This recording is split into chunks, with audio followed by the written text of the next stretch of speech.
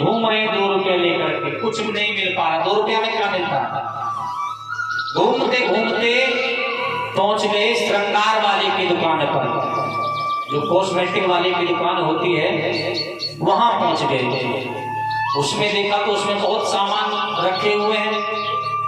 नजर पहुंची एक दर्पण पर, आईना जिसे शीशा बोलते हैं, शीशा पर वो भाई साहब की नजर पहुंच गई। बड़े सीधे भाई साहब थे। अब जैसे शीशा उठा करके उस शीशे में देखने लगे। अब शीशे में क्या दिखेगा? हमारा ही चेहरा देखेगा। जो भी उस शीशे को देखेगा उसी का चेहरा उस शीशे में दिखाई देगा। भाई साहब ने शीशा उठाया और देखने लगे तो उसमें उन्हीं का चेहरा नजर आया। अब सीधे तो थे, उन्हें कुछ पता नहीं था। बोले अरे ये चीज बढ़िया है, इसमें तो भाई साहब नजर आ रहे हैं, ये तो अच्छी चीज है। श्रृंगार घर वाले से पूछने लगे, भैया ये भाई साहब कितने के दिए हैं?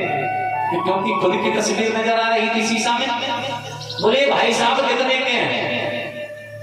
दुकानदार ने कहा भैया 2 रुपया के हैं। बोले बन गई बात, 2 ही रुपया हम के हैं। हम सोचने भी पड़ रहे थे कि 2 रुपया में ले तो क्या ले। अब बात बन गई 2 रुपया में भाई साहब मिल ले, इन्हीं को लेकर घर चलते हैं। आज 2 रुपया दुकानदार को दिए और उस शीशे को लेकर के आज वो कृषक अपने घर आ गए। अब बोले कि इन भाई साहब को बैठाएंगे कहाँ, रखेंगे कहाँ भाई साहब को? तो घर के बाहर बैठक बनी हुई थी। आज गए बैठक में और एक खुरपी पर जाकर के उस शीशे को टांग दिया। बोले भाई साहब यहाँ बैठेंगे। आज शीशे को टांग दिया। अब क्या करते हैं वो सीधे भाई साहब जो कृषक थे, किसान थे, कि एक दिन में कम से कम 20-20 चक्कर लगा रहे बैठक के, आ रहे जा रहे आ रहे जा रहे, और शीशा में मुंह देख रहे। भाई साहब से कह रहे ठीक हो भाई साहब, और भाई साहब कुछ खाओगे? अब जैसा बोल रहे हैं ऐसा ही वो उधर से हो रहा है, क्योंकि शीशा था। बोले भाई साहब बढ़िया बोलते भी है। अब जब 20-20 चक्कर एक दिन में बैठक के लगने लगे तो उनकी जो पत्नी थी उनको शक हो गया, डाउट हो गया कि हमारे जो पति देव हैं बैठक में क्यों जा रहे हैं, 20-20 चक्कर लगा रहे हैं बैठक के, कोई ना कोई गड़बड़ी है, जरूर देखना चाहिए। आज किसी बहाने से वो तो चले गए खेत पर, कृषक जो किसान थे खेत पर चले गए। आज उनकी पत्नी बोली मैं जाकर के देखती हूँ कि बैठक में क्या है। अब देखा तो खुंटी पर एक शीशा लटका हुआ था। अब देखियो भाई साहब ही सीधे नहीं थे, पूरा घर ही सीधा था, पूरा परिवार ही सीधा था, बहुत सीधा था। अब जैसे ही उनकी पत्नी ने जाकर के देखा शीशा लटका हुआ, अब शीशा में उन्होंने देखा तो उन्हीं का चेहरा नजर आया। तो शीशा में तो जो भी देखेगा उन्हीं का चेहरा नजर आएगा। अब उनकी पत्नी ने जैसे ही देखा शीशा में तो उनका चेहरा नजर आया। बोली अच्छा मैं जभी तो कहूँ 20-20 चक्कर कैसे लग रहे हैं, मेरी सौतन बैठाइया में लाएंगे, मेरी सौतन बैठी है, जभी लग रहे हैं 20-20 चक्कर एक दिन में, आ जाने दो इन्हें देखती हूँ। अब वो बैठी बैठी बड़बड़ा रही थी कि मेरी सौतन लेकर के आए हैं और देखूंगी आज, आ जाने दो खेत से। इतनी सासू माँ आ गई।